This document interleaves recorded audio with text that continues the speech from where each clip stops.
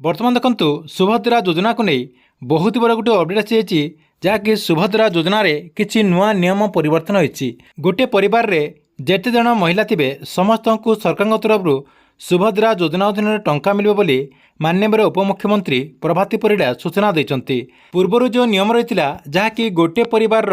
जड़े खाली सुभद्रा योजना अधीन टंका पाइबे बोली कहुला एवं किंतु माननीय मंत्री जहाँकि ए नियम किसी परिवर्तन कर परिवार जहाँकि प्रत्येक महिला माने सुभद्रा योजना अधीन टंका पाइपर गोटे परिवार रे आपणकर 3 ରୁ 4 जन महिला थिले मध्य सरकार तरफ जो सुभद्रा योजना रही सुभद्रा योजना अधीन से टंका पाइपर बोली उपमुख्यमंत्री प्रभाती परिड़ा सूचना देते जहाँकि आज विधानसभा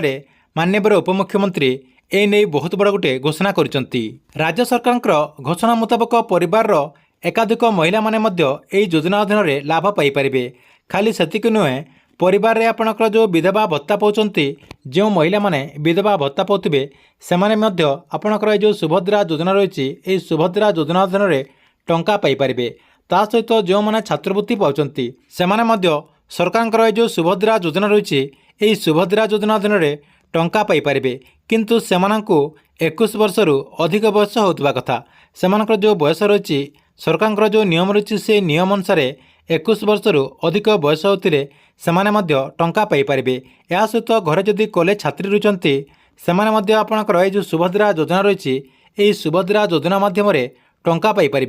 किंतु तांकरी बयस 21 वर्ष रु अधिक एवं 60 वर्ष रु कम होइतिबा कथा से महिला माने आपणकर जो सुभद्रा योजना रही सुभद्रा योजना माध्यम टंका पाइपर बोली माननीय उपमुख्यमंत्री आज विधानसभा